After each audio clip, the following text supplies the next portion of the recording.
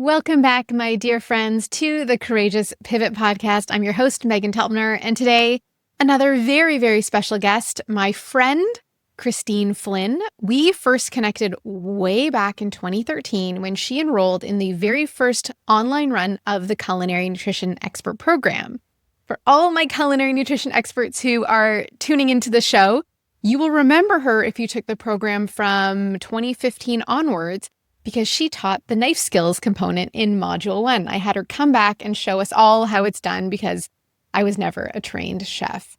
I follow her on Instagram diligently. She's my most favorite person to follow because the food she shares is beautiful, the clothes she's making is beautiful, her kids are adorable, and she's the real deal. She is in real life exactly as she presents online. She is a truly one-of-a-kind talent. As I share in the episode, I also love her fashion so much that when I had to book a photo shoot a couple years ago, I don't like shopping. I was so overwhelmed with trying to figure out the outfits that I texted Christine being like, do you have clothes I could borrow? And we managed to put a box together, got them to Toronto, and those are the clothes I'm mostly wearing in a lot of the photos you'll see across my website to this day. I'm due for a new shoot, but she's changed her wardrobe and I don't know if our styles align. Either way, let me offer you Christine's official bio. Christine Flynn is a celebrated cookbook author, recipe developer, and content creator. A veteran of the hospitality industry, she graduated at the top of her class from the French Culinary Institute in Manhattan and has worked in kitchens across the globe from Burgundy to Nantucket. She has a passion for simple recipes, affordable ingredients, loaded pantries, and cooking for pleasure. Christine lives on the southern shore of Nova Scotia with her family and various farm animals. You are going to enjoy this conversation with Christine if you have an interest in learning about someone who continuously reinvents herself in alignment with her heart. There was no single great courageous pivot with Christine.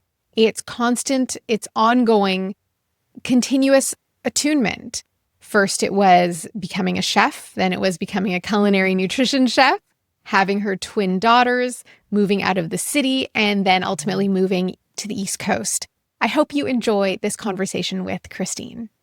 Welcome, Christine Flynn, to the Courageous Pivot podcast. I'm so happy to have you here and to be able to chat with you today. Thank you for having me.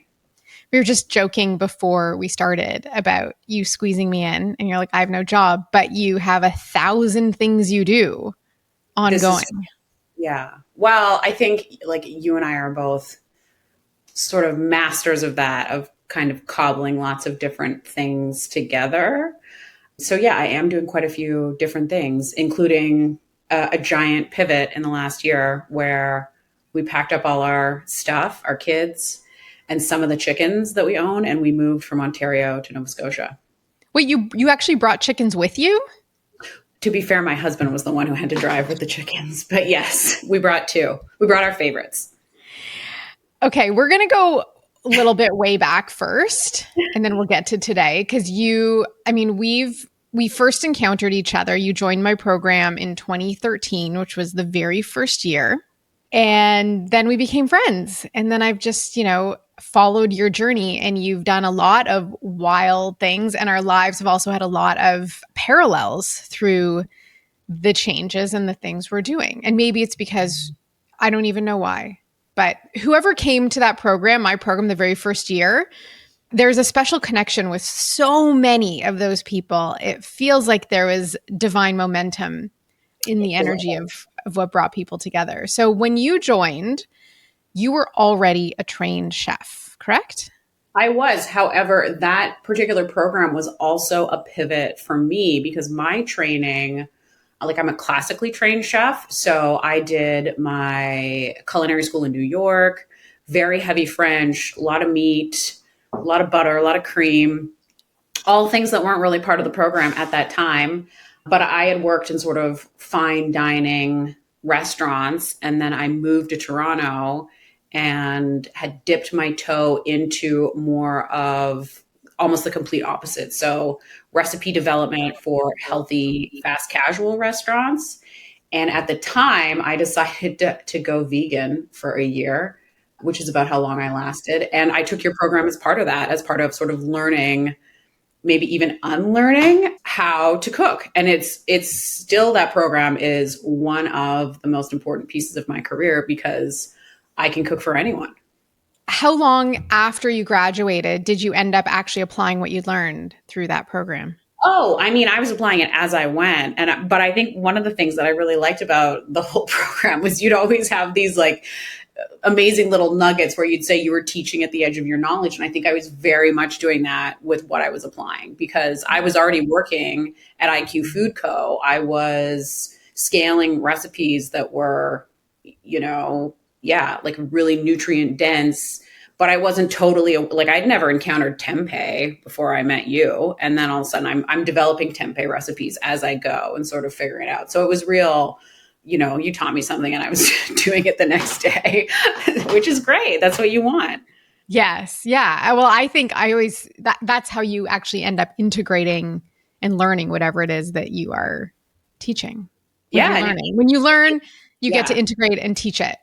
Yeah, it means number one, that you're ready for it. But number two, like the moment that you apply it, like it starts sticking. At least for me, I'm more of a kinetic learner anyway. So, but yeah, and there's still some recipes from that program. I think every once in a while I remind you of them because I will ask, do you still have that dosa recipe or, the pureed lentils? And it comes back. And there are things that we've forgotten that I still, they're great. And then because you had so much free time, you started like a fake chef. Right. I did. It went viral. Yes, I did go. I went viral I created this kind of basically like a character, which was almost not every, I shouldn't say that, but it was a real stereotype of a male cook. And at the time, this was kind of this was early 2010s, but everything was sort of like the tweezers were just coming out. Instagram was just coming out as a tool for chefs. And there were a lot of chefs who, in my opinion, were making food that had visual appeal, but didn't make any sense on the plate. Or, if you're spending that many time putting, that many touches on a dish, it's not going to be hot by the time it gets to you. And there's a bit of an Emperor's New Clothes piece to that whole account, but it was mostly like really fun and it's a real love letter to the industry. And it became really popular. And I did that for a year. And can you explain what it was? You mentioned tweezers, but what you were actually doing, because it was so appalling. It was so beautiful and so appalling to me that I'm like, how is she even purchasing these foods? Well, I purchased them kind of just for the Instagram, but basically I would take things that you might purchase, foods in like quotations that you might get at sort of a gas station or a convenience store, like something really junk food. And then I would plate it as if it was this beautiful, 5-star restaurant experience. And some of the plates still, like I look at them, I'm like, that is a nice plate. And it turns out I'm actually better at plating junk food than I am regular food because my normal plates don't look that good. But I also, I would spend sort of 15 to 20 minutes doing each one. It didn't have to be hot. It was just purely an exercise in being playful with food and having some fun and also being like extremely positive. And the whole account was very positive. What was interesting about this character, whose name was Jacques, there was no trolls. And the following was pretty high in those days. No trolls. Everybody just loved this guy. And it was a lot of fun. But, it wasn't something that I felt like I wanted to do for more than sort of a year, because I think, especially with internet comedy, there's a bit of a law of diminishing returns. And you can only do it so many times before it's, it just gets tired. So I kind of shut it down and left while it was still great. And a lot of people still don't know that it was me. But you had a big reveal on American television. Yes, I did. Yes, I went on Top Chef, which was actually a real dream come true because I am a Top Chef. I'm a huge fan of that show. It's like the only television I watch. Do you want to talk about what that was? Like what happened? Oh, they called me up and asked if I would go to Hollywood and film an episode. And, sure. So I went and they had me kind of not visible to the chef test-ins for the first round. And then I was revealed to be, just this like little woman from Toronto who makes salad for a living in front of all these chefs. So it was a complete surprise to everyone. Everyone did think it was a guy. Yeah. And there's a lot of sort of different thoughts about who it might be, but it was revealed to just sort of be this woman who makes salad and, you know, yeah, I think it was good because I think you should always just like expect a surprise. And too many Yeah. people sort of have their idea of what it means to be, especially at that level, like a high level chef. And the consensus was that the person who was doing this account had to be operating at a very high level, which I think is funny. You're just really good at tweezers. It's like all of us who Mhm. grew up in the 90s perfected the eyebrow, and then we can just Yes. extend that tweezer skill. Yes, absolutely. Yeah. So then in 2016, you presented a food styling workshop at a Toronto retreat that I held. And unbeknownst to both of us, we were both pregnant. Oh, I didn't realize that. Oh, wow. Congratulations. And to you. Yeah, I had twins, and that really changed everything. Absolutely. So can we talk about your sort of undecision to have twins at that point in your life? Like you were not with a long-term partner. Well, I mean, I was with someone, but we both knew it wasn't going to be long term. And in all my wisdom at that age, I sort of thought, I think I was 34, and I sort of thought, well, I don't think it's going to happen for me again. I mean, I made the decision before I knew that it was twins, and I was willing to do that on my own. And in my mind, I knew that it wasn't going to work out with me and the girl's dad. So yeah, I mean, I just sort of said, okay, I'm going to go for it. How bad could it be, you know? And then it was twins. And, but in many ways, I feel very lucky that it was twins because they have always had each other. And even through the pandemic, you know, we were pretty isolated, but the girls were always really well socialized. And even now, I mean, they're very different people too. So it's not sort of like they're not introducing even new things to each other. So it was very challenging when they were first born. And I was totally on my own by the time they were kind of like 5 months old. I bought a little house. With actually money that I'd earned from the Satirical Instagram account. I bought my house with money from Velveeta, and That's we amazing. just kind of went from there. And they've been catalytic, I think, in me sort of growing up and taking things seriously and being able to manage a lot of different things, sometimes too much, certainly. So Yeah. before we get to moving, you were living in downtown Toronto. You lived right by us, actually, in the same Yeah. In neighborhood. Montreal. Yeah. Yes. And I feel like I remember picking something up from you or dropping, like, I don't know if it was a sitz bath. That's what I picked up from you. And I said to you, I'm so sorry about the plastic. And you were extremely pregnant because We were both due around the same time, and your girls came a little earlier, and my boy came a little bit later, in quotes, whatever that timeline is. But I thought of you 55,000 times in that first year because it's a really, really hard year. And you were primarily independent with two babies, having come from a chef career, which does not necessarily align with raising children, let alone having newborns.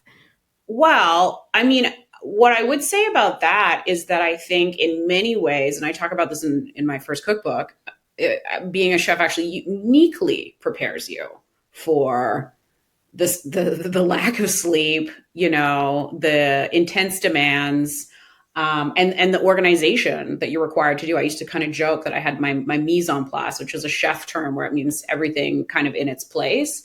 And I was actually quite militant. And now, spoiler, I have a third child with my husband, Oscar.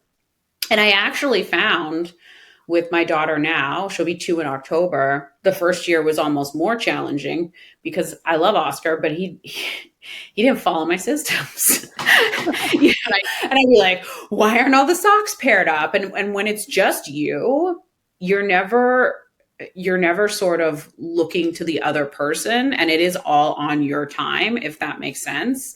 And there's many wonderful things that Oscar did bring to having a child, but the sort of place you get to as a single mom or an independent parent is, again, it really unlocks something in you. And I can't say that I feel sorry for myself that I was on my own, because there's a lot of things that I think it just made me a better person. And I got a lot of great time with them, you know? Right. I recall very clearly, Josh and I were walking our son through the neighborhood, and you pulled up. You had two babies and two dogs, and you were driving around the neighborhood trying to teach yourself how to drive standard to then take a road trip to the East Coast. And I'm like, I can literally like barely get to the supermarket. Yeah. And Yeah. you are an incredibly strong and resourceful person. At least it appears so from where I'm Yeah. at. Well, at that point, I didn't have a lot of options. And I did drive all the way to the East Coast because that's where my mom lives. And I kind of, at that point, when everything was just sort of shifting, I had nowhere else to go. Right. So, and I already, I mean, as much as I think I present very strong, at that time, I was conscious of the fact that I had kind of made this decision. I think a lot of people thought was crazy to even have these kids. And I didn't want to sort of tuck my tail between my legs. And I like, who was I going to ask and be like, I need a place to stay, And again, I mean, it was a crazy drive, but I write about it in the book, and I look back at it, and it was like one of the best experiences of my life. Like, it was so difficult, but I was so heartened and delighted by so many of the people I met on that drive, because it was not an easy drive. It was also a little blizzardy, and what should have been kind of a 2-day drive took me 4 days. And not only did I have the 2 kids and the 2 dogs, but basically all my worldly possessions in this Ford hatchback. And so I had to bring everything in every night. And there were a lot of people on my way who helped me. There was one morning I'll never forget. This woman shoveled off my car, and you just realize how inherently good and helpful people are. And I think we always need those reminders. And I've been really lucky that I've actually been in an opportunity to kind of receive that help. Is asking for help challenging for you?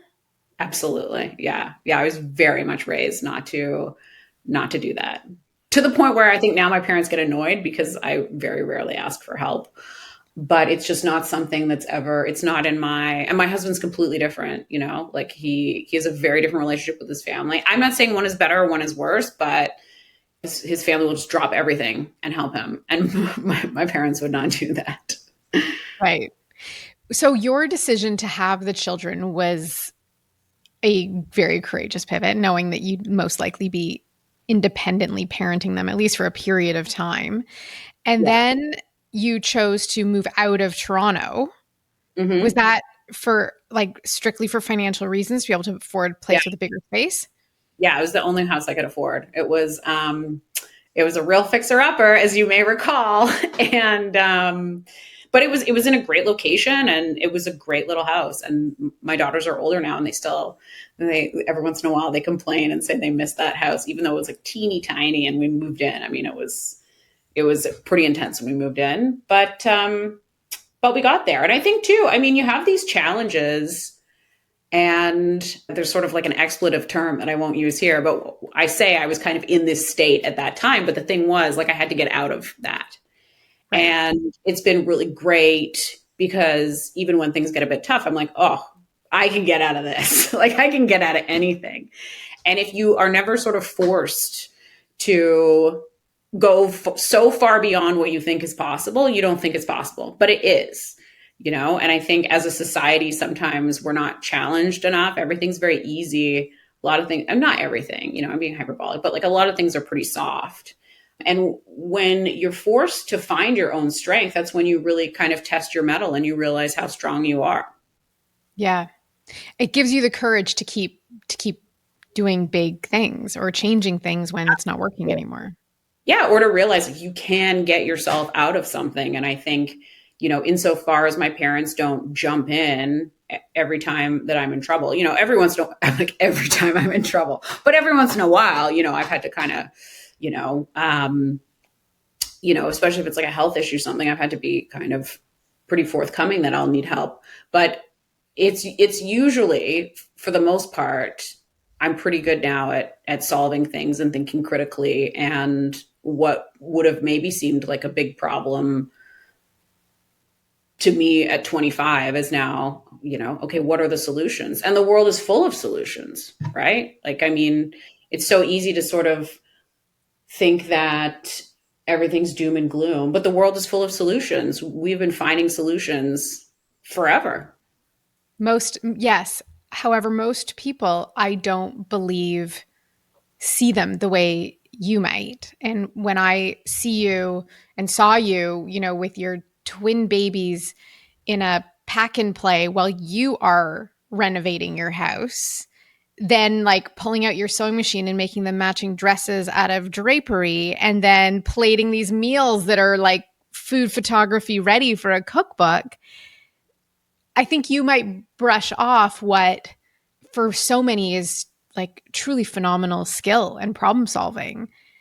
I think some of it is ancestral, though, because Mm. I don't think that a lot of what I do, other than all like the bureaucratic stuff, which I do hate, but I mean, my life is no different than my great grandmother's life, other than the fact that I think, I have a hot shower, and I'm very aware of that. And I really think that there's a lot, I think of that when I'm in my garden, because I'm gardening this year, following your lead, but I don't know anything about gardening. And I'm just trying, but there's a lot of stuff that just makes sense. And some of it's logic, but some of it's definitely the ancestors are with me and they're like, okay, if this tomato plant has too many branches, you're probably going to want to take some off, because that's how you get like a big tomato, like it's all within us. We just have to tap into it. Right. Well, that's part of that critical thinking that maybe comes with, you and I share a lot of hobbies, we'll call Mm-hmm. them, like making our own clothes and doing crafty things and figuring these things out, which is its own skill of critical thinking and problem solving. And like, give me a good IKEA piece of furniture to assemble. Like, I am happy as can be. It's these Absolutely. three-dimensional problems we can solve that bring beauty or joy or ease or whatever it might be to our lives. But it's so rare. It's, we're sitting in front of these screens pressing buttons all day for the most part. No, and screen thing, don't even get me started, but I want to like, get you started. You've twin well, 8-year-olds. especially with kids, it's really tough. It's part of the reason that we moved here. So we're in Niagara. Let's talk about your Niagara period, and then Okay, we'll okay. get to there. Then we'll get into screens. You moved Very, out of the city and yeah. you got a job with a winery and restaurant that looked, again, like a beautiful place to be. I was there. It was delicious. Thank you. Yeah. Yeah. Yeah. I mean, that was very much, I think, cosmically part of the plan. So, what I had been doing is with my sort of social media expertise, I did have a few social media accounts that I ran while I was in Niagara, because in order to pay for babysitters so I could work full time, I had to find part time jobs, which was a bit stressful. So, what could I do that had some flexibility? So, like, I washed dishes for a restaurant in town, and I ran some social media accounts. And one of them was this winery. The woman who owned it, Nicolette Novak, is just an icon of the area. And I think she really kind of took pity on me. And so she would pay me $100 a week to post 2 photos with a caption. And that was fine. When things kind of shut down in COVID for a while, I stopped getting paid and I just kept doing it because I really, I felt like I owed her too. And I wanted the winery to be successful. And then she sold the winery. And the guy who bought it was looking for someone to kind of replace actually Nicolette in terms of a face of the winery. And he kind of took one look at my resume and asked me to do it, which was, to go from $100 a week to like running the whole thing. It was wild. But I do have a background in wine. I have a background in food, and I was, again, sort of uniquely qualified for this job. And I also had a lot of ideas of things that we could do at the winery. So we ended up building up the wine club. We would do these incredible dinners in the garden. We really accelerated cooking classes. We had music events. Like, we really kind of took it to the next level. But he ended up then selling it 3 years later. And that was around the time that I've really poured so much of myself into other people's businesses. And you sort of combine that with this wanting to go back east to where I'm from, to be near to my mom, and also just to sort of think about something else that I could do. And nothing was like fully formed in my head about moving back to Nova Scotia, but I just felt that it was time. And so now we're here. Were you afraid of, I mean, now with your girls in school, husband, new baby, were there any fears around what you'd be leaving behind by leaving this place you'd spent the majority of your adulthood, where you knew people had that network? Not really, because Ontario really is just a quick flight. Like, I'm back fairly regularly, they're back fairly regularly. And I knew, even in terms of cost of living out here and the space that we have kind of 2.5 acres. I knew that we would be adding to their lives. We would not be subtracting. And that any relationships, any network that was worth it would continue to exist. Right. I want to touch on one thing before we move on to the now and what you're creating. But you mentioned you were a chef for many years. You were the executive chef of IQ Foods, which we kind of brushed over, but it was a great restaurant in Toronto. It was for the longest time, the only place I would ever order from, because I trusted it. And I became good friends with the sort of operations director as well. And then you went out to Niagara. You were working various jobs, but you also were a dishwasher, like after having been a chef, after having done all of this. And I feel like that's an important thing to highlight, because so many people who want to make changes in their life, again, like kind of just succumb to their circumstance without recognizing, like, check the ego. I need some cash to be able to make this vision for my life possible and do whatever it takes. And I feel like you were doing whatever it took to pay for the babysitter so that you could work. Absolutely. Yeah. No. And I think, I'm now, when people ask me what I do, I say I'm a writer. I write cookbooks. But everything is copy, to quote my friend Nora Ephron, who I actually don't know. But, you learn so much in these situations. And whether, I was a dishwasher I must say, Ricky and Olivia, who are incredible chefs. And we have a beautiful friendship that is ongoing. But even just by being there and paying attention, I was learning. I mean, forget that I was like 35 and a mother of 2. You can always learn something. And I think that's another thing that people forget. I can't say that I would wash dishes now, although if you asked me to and someone was in a jam, I still would. Like, I don't mind.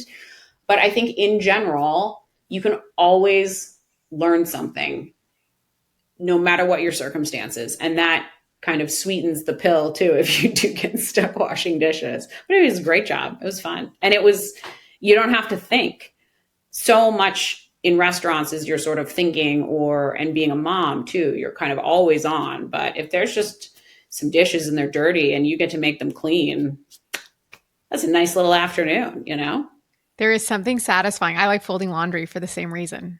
Yeah, absolutely. Something that has a start and a definite finish, and put it away and you're done. Very key. Yes. So you moved to Nova Scotia 4 or 5 months ago?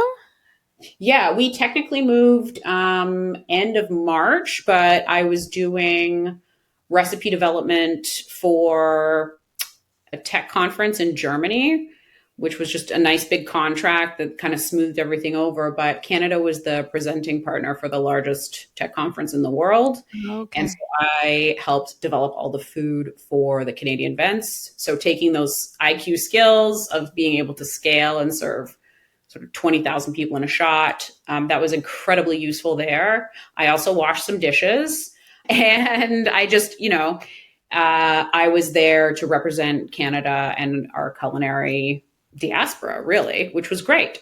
So we did that, and then we kind of have settled in at the farm, and now we're kind of considering what we want to do next. But we're sort of hard soft launching as we speak with classes and workshops and private events. But it's going to be invite only to start, almost like a food speakeasy, if that makes sense. So now we're in Nova Scotia. What has been that transition? What has it been like for your daughters, your older Great. daughters? Yeah, absolutely great. I mean, the kids love it. The older girls are, most of the time they're outside. They're never going to be totally screen free, and that's fine. That's the way our education system is set up now. But most of the time they're outdoors. We're learning about plants. We have bees, we have all different kinds of animals. And I'm really focusing on the kind of practical knowledge that I think is useful as humans, because there's also all this critical thinking that they're not necessarily getting, I think, at school. They're getting a lot of 2+2 and I'm more interested in teaching them how to plant a seed, or why you need to wear your helmet when you're on the zip line. Are they into the things you're into? Like, do they want to cook? Do they want to sew? I started sewing when I was like 7 years old. Yeah. They want to sew to the point that when I'm sewing and they start, it's kind of irritating because they mess up the tension on my machine and things like that. So they're absolutely into that. They have their own interests in terms of, one of them is very interested in science, one of them is very interested in music, but in general, they're really into the cooking and the sewing piece, and they like cooking. Like, we do a lot of live fire cooking. We have a grill, and they like cooking eggs on it. And I actually just picked up a waffle iron when I was in the UK last week that you use over the fire, which I'm really excited to teach them how to make waffles over the fire. Like a cast iron. It's Is it aluminum, but okay? yes. We're on the hunt. I'm Yeah. looking for a vintage cast iron. Cast Uh, iron would be cool. Yeah. they're It hard to might not find. be aluminum. It might be something else, but it's not cast iron. I feel like my arm would get sore with that. But yeah, but that kind of thing. And they love, if I've got sort of my grill going, there's like an element to it that's a flat top, and they'll cook eggs on it. They're understanding how to cook, and part of what we're doing is raising animals that we will be eating, and they're interested in that too. Do you have experience with raising animals for eating? I do now. I mean, you have a lot. Raising them. The rest of it, You're I'm not that good at yet. you're like But hatching, birthing new animals all the time. yes, it's very fun, actually. Yeah, we have, I think we probably have about 40 chickens now at various kind of stages. And I actually have chickens and quail in the incubator right now. So I'm going to see how that goes. But I just have found, and I'm sure you found this too, that the food available at the grocery store now, not only has it become incredibly expensive, and there's sort of this shrinkflation going, but most food, and we're pretty much an ingredient household, but a lot of the food is becoming less and less food as well, if that makes sense. And that's, I'm pretty, I like to invite people to come to where I am from a place of joy and not a place of fear. I think that's really important. And if you take kind of a deeper look at anything I put out there, it's usually like I'm throwing a party and you're invited. It's never like, did you know, but it's just there's certain things you won't find in my household. I'm not perfect by any stretch of the imagination, but a big thing that I've noticed in the last 10 years is a deterioration in the quality of protein that's available and the flavor of it. And we certainly don't eat meat every day, but when we do eat meat, I'd like to know how it was raised. I'd like to know where it came from and what it ate, because you are what you eat, and you are also what you eat eats. And, and whether that's, the quail or whether that's the soil that your carrot is being nourished by, like these are things that are important. And when we talk about building health, I think they're really critical factors in long-term health and wellness and yeah, longevity. You described yourself primarily as a writer. How many Mm-hmm. cookbooks are published? You have two that are published Two that are published, yeah. and a third one almost. Third one is on the way. They do take a while to kind of once they're buttoned up. It still takes about 5 to 6 months. So the next one's coming out next March, and after that, or maybe while I'm working on it, I would like to switch to fiction. Really? Yeah, I have an idea for a restaurant thriller. Oh, that's fantastic. I mean, your first co-author, Emma, Yeah, she published. I have not read it. Have you read it? I have not, but I know it was a New York Times bestseller. I haven't checked reading as much lately, but yeah, I mean, she's published an incredible work of fiction that made every kind of top 10 list I think that there was. So, yeah, I mean, I think that I don't think it would be crazy for me to switch, and I have a lot of great ideas after having worked in some pretty intense, high pressure jobs, and again, kind of getting to know these characters who are part of every restaurant, really. So. I'm kind of picking away at that. Tell me about what you love about the cookbook process. I really like the world building. So you'll notice in my cookbooks in particular, every recipe has a photo, and every photo you're in kind of a different little world. And I actually put a lot of effort into that. I work with an incredible team. So I have prop stylist, food stylist, an amazing photographer duo. But yes, every single image, we're sort of spending time creating this little world. And I think world building is also something that I've done throughout my career in other people's restaurants or running social media accounts or even being a mom. I'm pretty method about it, actually. Like when I mentioned, when I started IQ, which is basically all vegetables, it was quinoa and kale and sweet potatoes. I just stopped eating meat. And the same, like when I started working at the winery, before I got pregnant, like I went from working in downtown Toronto to this winery, and I had like the best like Laura Ashley dresses. Like I really created a vibe, and I'm doing that again in Nova Scotia. I don't know if you're paying attention to my fashion. I have but definitely. You know what broke my heart? So we haven't mentioned this yet, but in 2021, I had a photo shoot, and I don't like shopping. I know you don't like shopping, but I love fashion and I love having great things in my closet to wear. And I was like, Christine also has great things in her closet to wear. And I asked you if I could borrow clothes. So you lent me all these vintage clothes, some of your homemade clothes, which is what is all over my website still. I have not done another photo shoot because I'm like, Christine went and you donated. I would have bought all of it from you. I would have kept wearing it. That pink prom dress. I'll have that if you want it. Yeah. I haven't gotten rid of them all. Don't worry. I don't know if it'll still fit. I've been lifting weights. But I have noticed, and it's beautiful the way you're constantly transitioning to create these worlds. Yeah. Yourself in them. And you if you talk about being method, like you're living on your little farm you're building in Nova Scotia, you're waxing your raincoat, you're knitting wool, like you are 1845 or something. Something like that. Yeah. Well, who did it kind of for me growing up that I thought, oh, that's so interesting that your style can evolve so much was Madonna. And like when we were kids, there was like a prayer Madonna, there was the Marilyn Monroe Madonna, there was Evita Madonna, and she just kept changing. And I think that was really interesting to me as a young person, just this idea that your style could evolve and that your style and your personality and what's going on in your life are really intertwined. And I like it. Like I like kind of matching my surroundings. And actually with the next book, I had a really hard time picking the cover because we shot the book 4 years ago. And it was when I was in this, really poppy, really floral era. And when it came down to the cover, I just kept thinking, like, how am I going to hold up this cover when I'm wearing, a forest green sweater standing next to a pig? And we got to a good place, but it is interesting, like this idea of world building. And I get pretty method about it, but it's fun. And it's almost like making everything make sense, if that makes sense.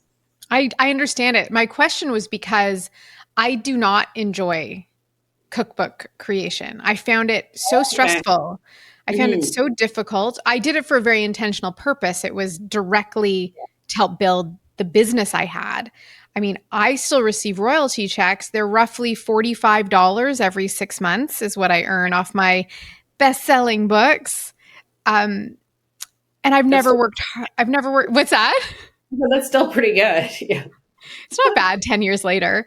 Um, but your books are they're works of art, and I appreciate the fashion and the styling and the glassware and the step, like all of it that you put into it, the little details and the creativity in them is profound, that I find it interesting that you would go to fiction from there.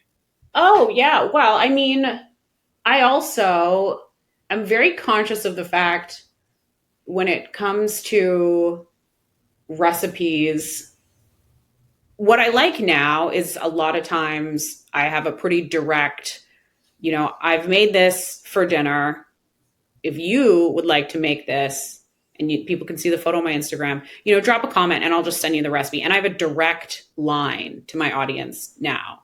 Whereas with the cookbook, like because the process is sort of 4 years, that is a very long time for things to stay relevant. So I'm really interested in this kind of direct communication. It's the same with the cooking classes. Like I love to just teach people hands on, you know, get them to where they need to go and help them fulfill themselves through food. And I love that. And I don't know if I have enough recipes right now for another cookbook. If I would want to do that, spend another 4 years.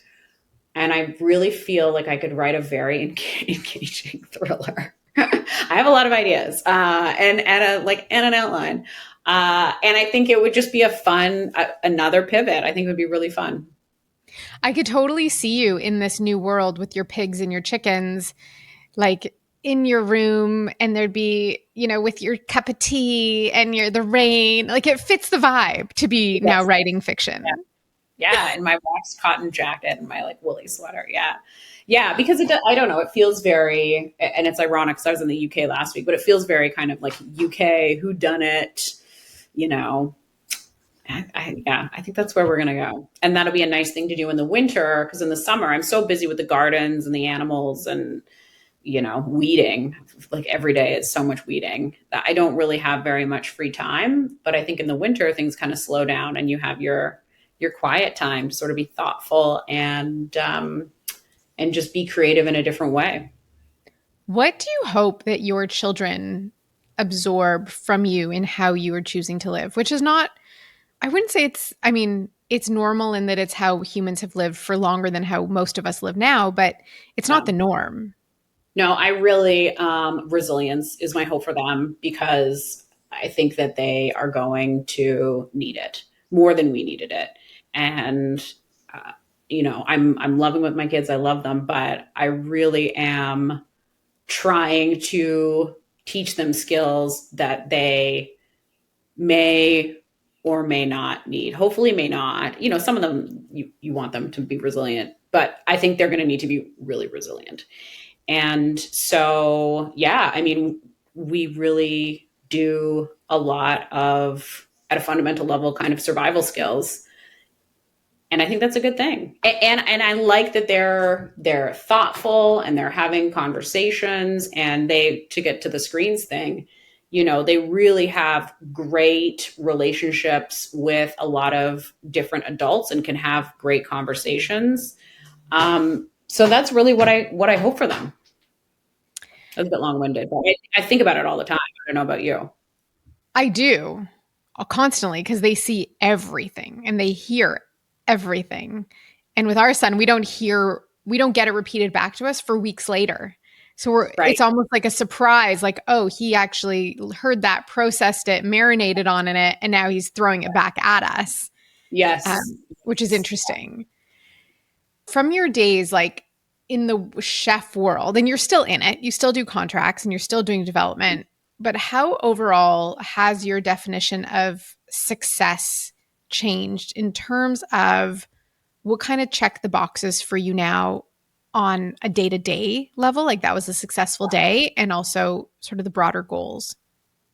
Well, let me say this about that. So, birth is traumatic pretty much every time, right? It's the few and far between who have the gentle water birth listening to Enya that they were hoping to have. I did not have that the first time, which was technically, 2 times. And then when Teddy was born, my third daughter, the actual birth part was pretty okay. I mean, it was a bit stressful. There's a lot going on in the background. Like one of the other kids had pink eye, like one of them's got a fever. Like you're just trying to do all these different things. But I ended up when maybe once we finally got her out of the hospital out from under the lamp because she was a bit jaundicey, I didn't feel good. And I knew something was wrong. I went to the hospital and sort of said, I need you guys to check me because something is wrong. And this was kind of day 3 or day 4. My chest was really tight. I had severe edema. And I just, I wasn't breathing properly. And, nobody is really to blame, I guess. But I was textbook for postpartum preeclampsia. And they told me to grab a blood pressure cuff at the pharmacy and wrote me a script for one, Adalat or something like that and sent me home. And then that night, I have never felt so heavy in my body. And I was not with it.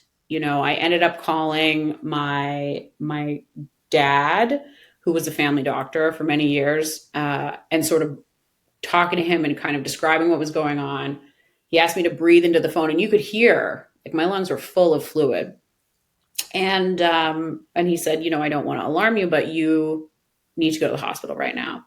So I have never been through the emergency room as fast as I was at that moment, but I knew something was wrong, very wrong. And it was. And, I'm in kind of triage. There were way too many people for it to be normal. And I remember because I was just kind of in and out. I've got the oxygen mask on, everything's happening. I remember the emergency room doctor turning to Oscar, who's holding my newborn baby and saying, we're going to do everything we can for her. And he wasn't saying it to me, which is how I know it's very bad.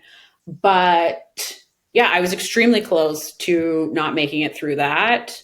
I did, luckily. But in that moment, and for kind of the next, it took me, I was in the hospital for a while. I was in the ICU. They ended up draining, I think it was 12 pounds of fluid out of me. I was so sick, and my blood pressure was through the roof. But I remember sort of thinking, I'm not done yet. This isn't my time. And not just because I had to raise the kids or be a wife, those were important things, but I just kept thinking, I've got other books I want to read. I've got places I want to visit or places I want to revisit. I have people that I need to go and say hello to and who I haven't seen in years. And to just the idea that it was just going to all be over, up with this, I will not put, and so that's really kind of affected the way that I've been living my life since. But a big part of that, and I will say that on the day that I went to the hospital, I was back at work that day. I was shipping out wine orders.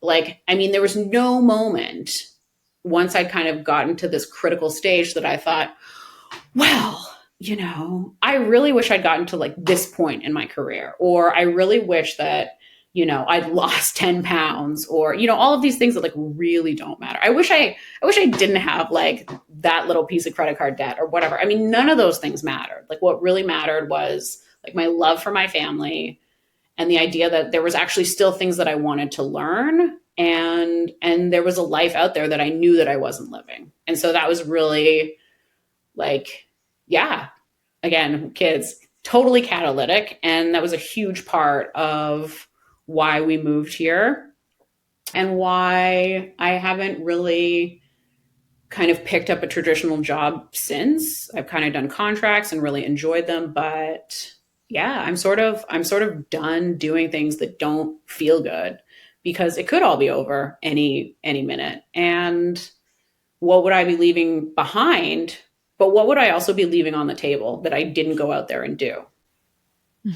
It's that moment like where when you can come into alignment with your heart as you did, and not everyone needs to have a near death experience to get there. Hopefully they don't need that to get there, but you can't go back. Like you can't shut the lights off from that awareness and feel Yeah. fulfilled. And I think too, it was one thing when the kids were little and I was, layering on job on top of job on top of job.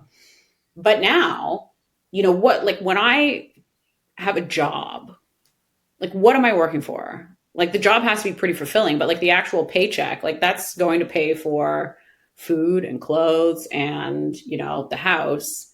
And when you sort of, if you're into it, because not everyone is, but when you kind of take ownership over the food and the clothes and you actually enjoy doing those things, if you enjoy taking care of your kids, like why would I get a job to pay someone else to do that at this point? Like I'd rather just do it. And then maybe there's other people who are interested in that. And my job could just be facilitating that for other people. What would be your first advice? So someone wants to live a more self-sufficient life, but they think, oh, but I have the job and I have my mortgage and I have my car payments and I don't have time. How could you guide someone in kind of taking that first leap to be in more alignment with really what their heart is telling them to do, that truth? I think you don't have to be able to do everything perfectly. Like we all learn. That's also the amazing thing about having kids is, one minute they're just these little blobs who don't do anything. And the next minute, one of my daughters just read Jurassic Park the other day, which I think might be a bit advanced for her, but okay. So, like we have a tremendous capability for learning. And if you can find the joy in it, like if you want to do it, why wait? You know, and put yourself in that position where you're learning on the edge of your knowledge or teaching on the edge of your knowledge. Like put yourself in the position where you're a little bit behind because you'll always catch up. If you believe in yourself, like anyone can do anything. I really believe that. It's just deciding what it is that you want to do. And if you're in alignment and if you feel like that is what you are meant to do, nothing can stop you. Mm-hmm. You just have to get out of your own way. Do you think like 20 years ago, Christine would have listened to this woman telling us this right now? Probably not. I mean, but I don't know. I knew from a very young age that my sense of what I was capable of was unique. I was aware of it, and I think only in my more mature years have I been able to convey that in a place where it doesn't seem it's coming from pure ego, but maybe in the cosmic plan too. I was given these skills because I would need them. Do you feel at all that you were in a spotlight doing these big chef, quote unquote, chef things in Toronto and surrounding areas? Do you miss any of that now living on a little farm on the edge of the country in a lot of rain? No, not at all. Because, I think that I've wanted to do big things and spotlight comes with that.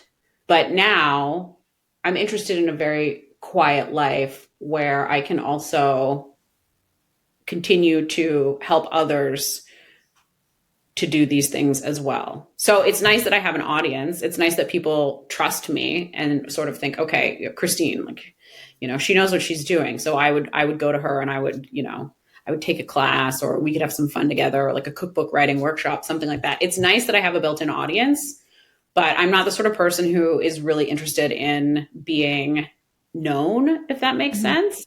And I have gotten into situations where I have been quite well known or I've done something that's been a bit viral, but I've always just turned a corner and walked away and decided to do something else.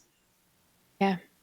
What's I don't mean like what's next, but what you mentioned before we started, like, I don't have a job. And you said in the course of our conversation, you don't want a job. What are you and Oscar building to be able to continue sustaining this self-sufficient lifestyle? Because you do still need money. Yes, absolutely. Well, I think a big thing is that like Oscar's working full time now, which is great. And I'm really enjoying that. So he is working construction, but everybody loves Oscar and everything is, built not square here. So Oscar will go over and like shiv an old lady's door, or like, he does lots of different things. And on our property, he's also building a ton of stuff. So we're actually going to build like a nice pergola, hopefully soon, so that we can have outdoor events, things like that. But yeah, we're going to be, aside from his kind of 9 to 5, we're going to be doing different events here. And it's going to be invite only for a while. And it's also, we're going to do a pay what you wish model. And we're going to see how that works out. But really, I mean, when you are growing your own food, more or less making your own clothes, you'll like, I mean, at this point too, I'm knitting a sweater right now. And I'm at the point where I don't need any more sweaters. Like when you make things that are really good, I'm not going to need another sweater in my lifetime, which is kind of disappointing. I have to start giving away sweaters now because I just love the act of it. But we don't really need that much. And so a more kind of reduced overhead and then filling in the gaps where necessary. And I feel like it's going to work out. That's beautiful. I love it. I love witnessing it. I hope to get an invite to one of those dinners. That was my subtle way of inviting myself to join. You got to join the list. I'll join it. Put you on the mailing list, but yeah. Where is there anything you'd like to share to kind of complete the conversation? The goal, of course, maybe not, of course, might not be obvious to you, but I'm sharing these stories of people to help encourage and give others the confidence that following your heart and being in the unknown and, braving the pivot that you're being called towards, though is a courageous move, is also, there's an ease in it, in knowing that you're on the right track. Yeah. I mean, I heard a quote years ago that was, it hurts more to stay small than it does to grow big. And I think that that's a really, that's a really key thought, because when you step into what it is that you're meant to be doing, yes, there's an ease, and yes, there's a knowledge, whether it's, complete intuition, whether it's ancestral, whether it's a combination of the two. But a lot of people will stay in a situation because it's safe, but not really think about the compromises that they're making. And as an example for myself, I had a job that I was really getting like severe chest pains, and I stopped the job and it disappeared, like within 24 hours. So when you're kind of contorting yourself to what the vision that you have for what you should be doing, it's painful. Every day you're creating pain in your life. And when you remove that and not think, well, what is it that I should do, but what is it that I want to do? And how do I bend the will of the universe? It's beautiful. And I wish more people lived like that, because you find out so much more about yourself. I think you have a happier, more fulfilled life, and you're just able to kind of step into this place of lightness. And why wouldn't you? Right? Fear. Yeah. Yeah. Fear. Yeah. Yeah. But there's so much noise right now too. And we're all so connected that just kind of not connecting and really thinking about yourself is a really important skill. Mm-hmm. It's that idea or practice of chasing your own dream and not being distracted by everyone else's dreams. You see them living out through the filters of social media and the internet and all of that that surrounds us. Mm-hmm. Well, Christine, I love chatting with you. I always do. Where can everyone go to get on the list so they can also come for dinner and all the other things you're creating? Really, like the best place is you can just hop over to my Instagram if you're on Instagram. So that is Christine Ann Flynn on Instagram, or you can go to my website, christineannflynncooks.com, and just get a hold of me, and I'll put you on the list. and we'll meet and we'll eat delicious food and we'll talk and maybe we'll knit something together and it'll be amazing. I'm going to ask you one more question because you just did a non-secular literary pilgrimage, I think. I don't know what that means. Would you ever Yeah. lead one of those? Because I could see you leading one of those. Yes. And potentially for that company. But we'll see. But what I would actually here in Nova Scotia, we have to get the capital together, but I would actually like to put a cabin at the back of the property so people could come and stay and just like enjoy the space, and I'll cook for them. But I would also like to do more kind of literary stuff around here, more walking around here. I'm just kind of waiting for the universe to tell me what exactly it wants me to do. But I'm moving in the right direction. But yeah, I think there's a lot of value in people getting together and walking and discussing books and ideas. What are you reading right now? Well, I just finished a thriller, but I'm actually reading Ina Garten's memoir, which is Be Ready When the Luck Happens, which feels very, sort of cogent with everything that I'm going through. Beautiful. Thank you so much for joining me. Thank you. I genuinely enjoyed chatting with Christine. It felt like catching up with an old friend, which is kind of just what it was. The last time we connected was last summer when we ventured over to her place in Niagara and had a beautiful lunch overlooking the vineyard. Head on over to the show notes for this episode. You can find it on Substack. Just look up Courageous Pivot. And you'll find a link to all of Christine's offerings, to her Instagram, to all the things, so you can follow along on this new adventure she is having with her sweet family. Thank you, as always, for tuning into the Courageous Pivot podcast, for being open to hearing stories of all different kinds of people, having all different kinds of life adventures. And what I hope you may be noticing is they all kind of end the same way, with people talking about how powerful it is when you can tune into your heart and kind of listen for those messages to guide you on life's path. Remembering that the heart is ultimately the seat of our wisdom, of our intuition. And when we can tune in here instead of always being up here, chances are good we're going to fall along in line with where we're meant to be and feel that sense of ease, even when it looks crazy or can't be understood by those on the outside. Thank you again for joining. If you are enjoying this podcast, please subscribe wherever you listen, leave a review, send me an email. However you want to connect works for me, and we will see you again next week. Have a beautiful rest of your day.